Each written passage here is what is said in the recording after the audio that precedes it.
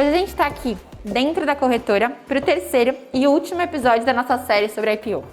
No primeiro, eu te contei o que é um IPO e o que as empresas buscam com ele. No segundo, a gente estava lá de dentro da B3 para a própria Unifique te contar como é que é esse processo para a empresa. E agora a gente está aqui para te mostrar como é que é isso para a corretora. Juntando essas três partes, você entende como é que funciona todo o fluxo e vai estar pronto para os seus próximos IPOs.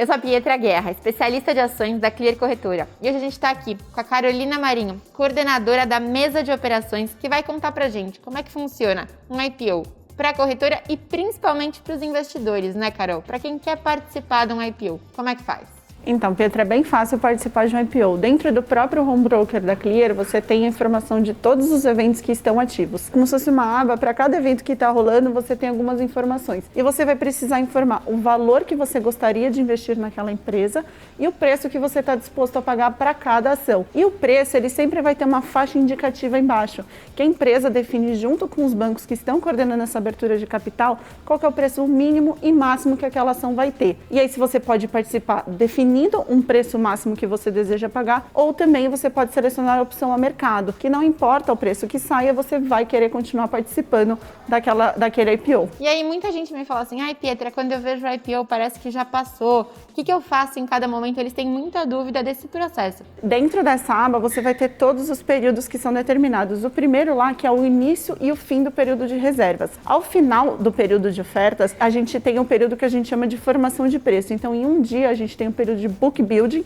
em que é definido qual que vai ser o preço daquela ação que vai ser negociada no mercado. Definindo os preços, no dia seguinte, inicia a negociação desse ativo na bolsa. E após esse dia também é feita a liquidação de todas as ofertas que participaram do IPO. Entendi todo esse processo. Então vamos supor aqui que a pessoa não mudou de ideia, ela não cancelou a ordem, ela fez todo o processo aí de indicação quanto ela queria entrar. Tá tudo certo? Ela vai participar na oferta naquele valor que ela colocou? Não necessariamente, Pietra. E sempre que acaba esse período, a corretora ela faz uma validação de algumas informações para garantir que a sua oferta pode participar. Um dos pontos que eles olham é que a CVM obriga que os dados cadastrais de uma pessoa sejam atualizados a cada 2 anos, ou seja, 24 meses, você tem que ter os seus dados cadastrais atualizados. Se a última vez que você atualizou já faz mais de 24 meses, você não pode participar daquela oferta. Então é muito importante que você sempre mantenha os seus dados cadastrais atualizados. Dentro do seu próprio home broker você faz esse tipo de atualização. O outro ponto é que você não pode estar com saldo devedor na corretora, mesmo que você tenha um patrimônio, o saldo seu não pode estar negativo, porque a gente não pode fazer esse tipo de operação com saldo negativo. E acho que o outro que é muito importante, a corretora sempre valida o seu patrimônio antes de fazer a liquidação daquela oferta. Então o que significa? A gente valida, a gente vê qual que é o seu patrimônio na casa para ver se você tem condições do que a gente chama de segurar aquela posição do IPO. Agora, se o seu patrimônio for menor do que a reserva que você fez, você infelizmente não consegue participar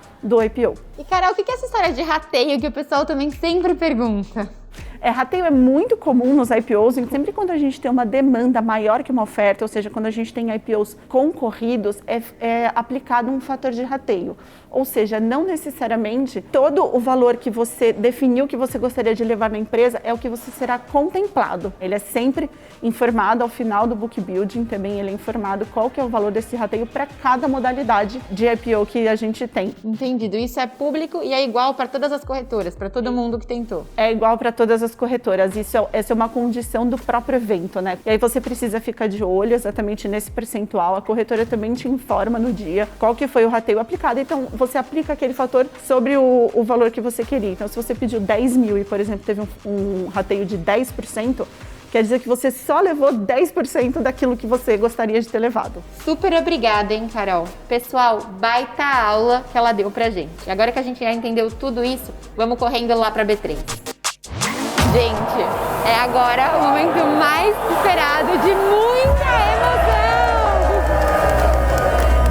E agora que já foi o IPO, alguma mensagem que você deixa para os próximos passos da Unifique? Eu quero dizer assim que é um desafio muito grande que a gente tem pela frente, mas nós temos uma certa tranquilidade porque nós confiamos muito na nossa equipe de trabalho, que está muito motivada e muito comprometida para enfrentar esses novos desafios aí que estão por vir. As principais mudanças foi exatamente em programar esse crescimento, né? Respeitando as nossas limitações, que até esse momento foram muito pelo lado financeiro, pelas nossas nossa capacidade de investimento e aproveitando muito bem as oportunidades e as nossas qualidades. E os recursos agora que entraram para a companhia é justamente para fazer com que a gente tenha um crescimento muito mais acelerado e aproveite aí as oportunidades de mercado que estão sendo apresentadas. Realmente ser um consolidador, então no final do dia é realmente continuar fazendo aquilo que a gente sabe fazer muito bem, crescer com qualidade e de uma forma muito acelerada e remunerando muito bem o capital dos nossos acionistas. E aí, pessoal, gostou? Esse foi o IPO da Unifique Telecomunicações. E se ainda ficou alguma dúvida, aproveita que a gente já chamou o pessoal da B3 para responder os principais pontos. Olha só. A B3, ela é nada mais do que a infraestrutura que conecta empresas que querem captar recursos com investidores, que têm recursos para investir em companhias e em outros ativos. Ela zela pelo bom funcionamento do mercado de capitais brasileiro. Então, olhando, por exemplo, sobre a ótica do IPO, a gente tem toda uma série de análise, sobre quem são essas empresas que vão vir a mercado, uma série de requerimentos que elas precisam cumprir e que nós colocamos, bem como tem, por exemplo, também os segmentos especiais de governança corporativa, no qual nós colocamos requerimentos adicionais para que essas empresas venham com maiores controles e maiores transparências. Então é diferente, o IPO é a primeira oferta e o follow-on são as ofertas que a companhia já faz depois que ela já é listada. Então basicamente a diferença entre captação primária, é captação que vai para o caixa da empresa, e a captação secundária, a oferta secundária, é quando vai para o bolso do acionista. Quando uma empresa ela abre capital, antes dessas ações começarem a serem negociadas no mercado, a gente tem o que a gente chama de leilão. Os investidores mandam ordens de compra e venda e aqui a gente começa a analisar toda essa ordem justamente para pensar na formação de preço, de qual vai ser esse primeiro preço que vai ser ofertado ao mercado. Então, isso dura mais ou menos 15 minutos até chegar a um patamar aí de qual que é o preço médio, digamos assim, desse leilão, para que as ações passem a ser negociadas aqui no que a gente chama de mercado secundário da B3.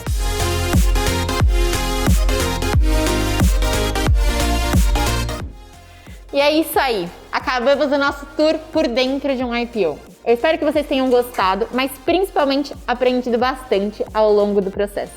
E para continuar por dentro e sempre pronto para entrar em ação, continue acompanhando a Clear nas principais redes sociais e eu lá no Instagram pelo @guerra no mercado. A gente se vê, pessoal!